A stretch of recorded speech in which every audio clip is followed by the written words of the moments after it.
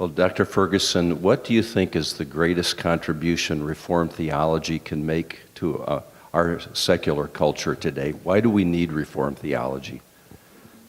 Wow. Because we need it.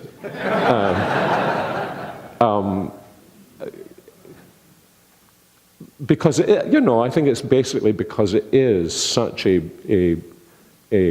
holistic and beautiful expression of the gospel.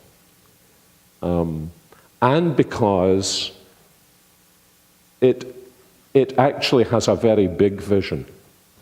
So looking at other kinds of theology, the names that are given to them indicate that what they're interested in is a partial emphasis. Right or wrong, it's a partial emphasis. And I think one of the great, there are so many great things about Reformed theology. One of the great things about Reformed theology is its massive vision of what the Christian faith is.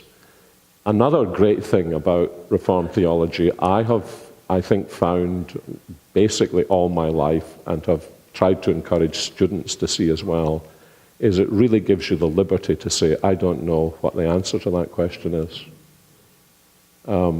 And I think, in some spheres that has been a great liberation for some people because they've been reared to think that the Bible gives a simple answer to every complex question.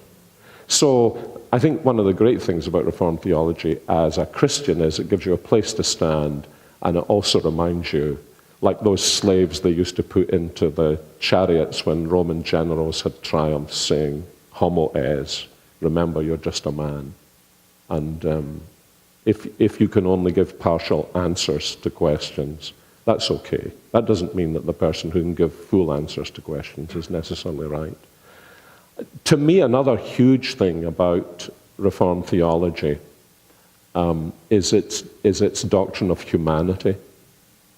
And again, looking at evangelicalism, especially in the States from the outside, one of the things I think I notice about the infirmity of the evangelical church in the gender and sexual crisis is, for example, that when it's looked at the first chapter of Genesis, it has been neurotically interested in the length of days.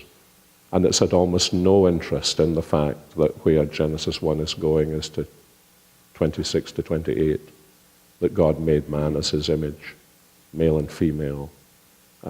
And that therefore the denial of God will inevitably lead to the loss of man.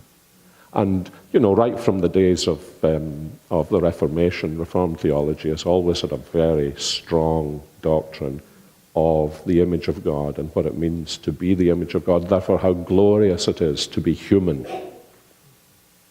And that opens up all kinds of helps to me in my Christian life. When I see people whose lives are distorted, I need to look at them with this background, that they are made as the image of God. And this is not only wrong, and I condemn you. This is the more basic thing about it is this is tragic, because this is someone who has fallen short of the glory of God in Romans 3:23. And that's always interested me. If I were writing Romans 3:23, I think I would have written, as a good Scottish Calvinist, part of the nation that invented golf so that Calvinists could have a good time without actually enjoying themselves. I would have tended to write, we've all sinned and we've broken the law of God. But Paul is actually a bigger picture than that. And that whole concept, I think, has been lost in evangelicalism. And, I think you just go on and on. Do you want to add anything to that? Sure, I'm glad that Sinclair, I can go on and on, right? Yeah, please do. He left me four more aspects of Reformed theology extremely important at the moment. One is, and it was, everybody laughed last night, one of your students said she wanted to raise, she was going to use her degree to raise epistemologically self-conscious children. And, but actually I think that is exactly right, because, look, if you're a Christian in India, Hindus know that you have your beliefs, I have my beliefs. And the Muslims know you have your beliefs, I have my beliefs. But secular people don't think they have beliefs. It's the first culture that says, no, I don't believe, I'm just seeing things as they are. And so they are the most epistemologically unself-conscious culture in the history of the world. And Reformed theology, because of its emphasis on presuppositional apologetics, it's, Bavinck, Kuyper, Van Til, if you immerse yourself in that, you say, oh, I don't know of any other branch of theology that puts the emphasis on that helps you see what's going on in secular culture. Secondly, grace.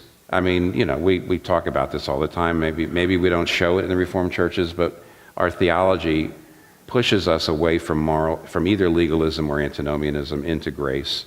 It's so important, since all secular people today think all Christianity is legalism. Reformed theology is clearer than anybody else.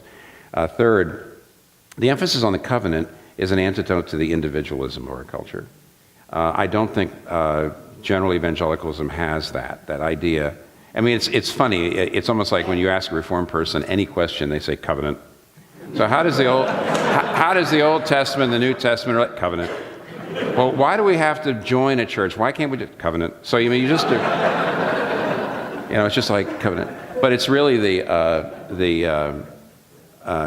the antidote to individualism. And lastly, what Sinclair already said, the world and life view, the vision that Christianity affects every part of life. And I don't know how you talk to younger secular people without showing them that, because they are so big on transformation.